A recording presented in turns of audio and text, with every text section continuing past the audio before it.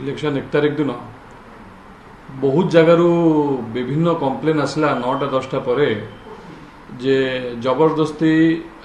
Vote पशी पकाउछन्ती विभिन्न प्रकार गुंडामी लोकों को धमका डरा आमर जो पोलिंग एजेंट मानक भितर को न अलाउ करवा आउ एथिरे संपृक्त गवर्नमेंट जो officers polling officers entire team किछि किछि जगह तांको संगे इन्वॉल्व थिले मु या खबर पाई कि दीटा आगर मु प्रथम फोन कली एसडीपीओ निहार बाबू को जे सी 184-85 बूथ को फोर्स पठातु सेठी बहुत जोर रमेश जेना नामक जड़े विजु जनता दलर गुंडा जी की पूर्वतन भाइस चेयरमैन थिले सालेपुर ब्लॉक रो सी गंडगोल करछन्ती एवं आमर कौन एजेंट कौन लोक को भितर पूरे दौना पशेक दौना एवं कम्प्लीटली बूथटा को कैप्चर करछन्ती मु मोर जो इलेक्शन एजेंट संजय बाबू को सेठी पठेली एवं मु निजे चंद्रादेईपुर बूथ नंबर कहूँ 231-32 को गली सेठी मु पशिबा बेले जड़े महिला बहुत एज अधिका जड़े वृद्धा सी भोट पकईकि बाहर को गले किंतु ईवीएम रे कौन बीप साउंड आसला नहीं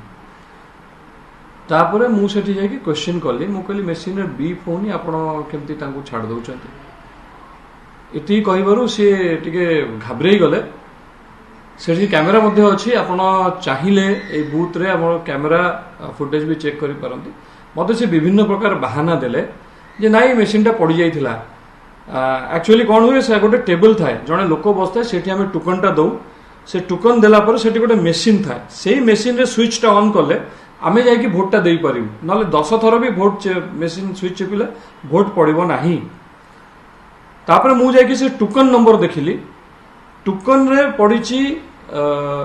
314 पोलिंग हो सारा से बेलू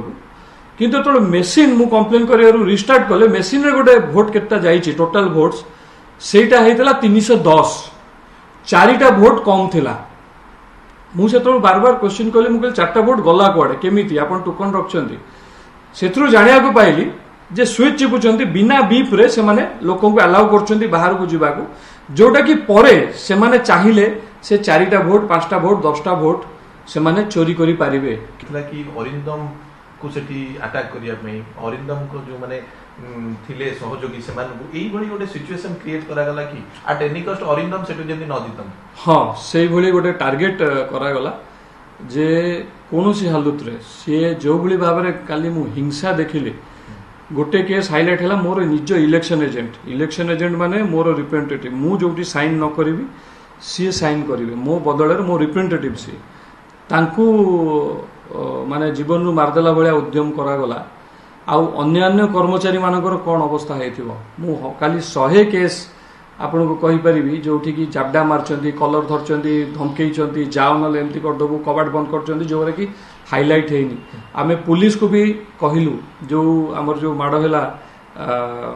मारणांतक जो आक्रमण हैला हमर जो कर्मीमान को ऊपरे ताकर मुंड फाटिकी चौचीर तार वीडियो भी मो पाखे अछि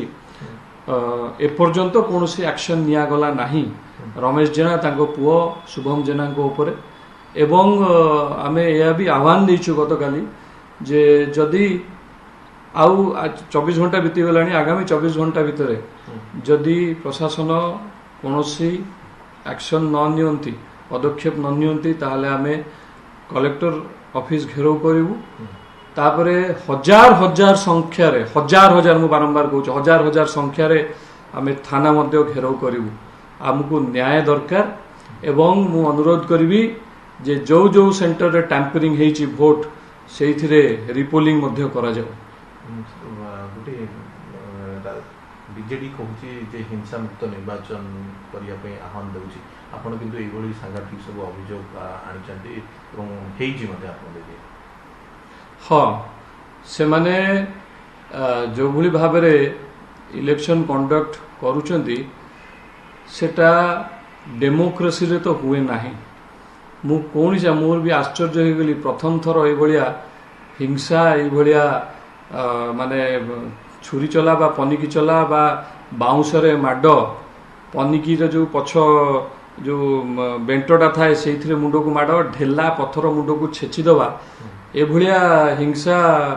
ମୁଁ ଆଶା କରିନଥିଲି। ଏବଂ ମୁଁ ଅନୁରୋଧ କରୁଛି ପ୍ରଶାସନକୁ ଯେ ନ୍ୟାୟ ଦିଆଯାଉ ଆମକୁ, ନନେଲେ ଏଇଥିରେ ଓଡ଼ିଶାବାସୀ ସାମିଲ ହେବେ। ଏଇ ଆନ୍ଦୋଳନ ବହୁତ ବଡ଼ ହବ, ଆରମ୍ଭ ହବ ସାଲେପୁର କିନ୍ତୁ ସାରା ଓଡ଼ିଶା ବ୍ୟାପିବ। ରେଜଲ୍ଟ ଆପଣଙ୍କ ସପକ୍ଷରେ ଯିବ, ହୋପଫୁଲ ଆପଣ? କାଲି ରେଜଲ୍ଟ ଯେହେତୁ ବାହାରୁଛି, ଆପଣ ନର୍ଭସ୍ ନା ଏକ୍ସାଇଟେଡ୍ ଅଛନ୍ତି? ମୁଁ ଯଦି ଫେୟାର ଇଲେକ୍ସନ ହେଇଥାନ୍ତା ତାହେଲେ ମୁଁ ଦାବିର ସହିତ କହିଥାନ୍ତି ଯେ 100% ଆମେ ଜିତିବୁ, ଭାରତୀୟ ଜନତା ପାର୍ଟି ସେଠି ସରକାର ଆମ ଓଡ଼ିଶାରେ କରିବ ଏବଂ ଟାଙ୍ଗୀ ସାଲେପୁରରେ ନିଶ୍ଚୟ ଜିତିବେ। କିନ୍ତୁ ଯେହେତୁ ବିଭିନ୍ନ ପ୍ରକାର ଟ୍ୟାମ୍ପରିଂ ହେଇଛି, ବିଭିନ୍ନ ପ୍ରକାର କଳକାରଖାନା ଲାଗିଛି, ମାନେ ପୁଲିସ ତାଙ୍କ ସହଯୋଗୀ ଏବଂ ଅଫିସର୍ସ ମାନେ ତାଙ୍କ ସହଯୋଗୀ, ନିଶ୍ଚିତ ଭାବରେ ସେଠି ଫାଇଟ୍ ଜୋରଦାର ହବ। କାରଣ ସେମାନେ ଚୋରି କରିବେ ବହୁତ ଭୋଟ। ଯଦି ସତ୍ସାହସ ଅଛି ତାହେଲେ ରିପୋଲିଂ କରିକି ଦେଖାନ୍ତୁ, ଯୋଉ ବୁଥ ଆମେ କହିବୁ ରିପୋଲିଂ ହଉ ଏବଂ ଫେୟାର ଭାବରେ ପୁଲିସ ପ୍ରୋଟେକ୍ସନ ଦ୍ୱାରା ହଉ। କିନ୍ତୁ ତଥାପି ମୋର ବିଶ୍ୱାସ ଯେ ଜନମତ ଆମ ସାଙ୍ଗରେ ଅଛି। ସେମାନେ 2000 3000 ଭୋଟ 4000 ଚୋରି କରିବେ, କିନ୍ତୁ ତାପରେ ବି ମୋର ବିଶ୍ୱାସ ଆମେ ନିଶ୍ଚୟ ଜିତିକି ଆସିବୁ।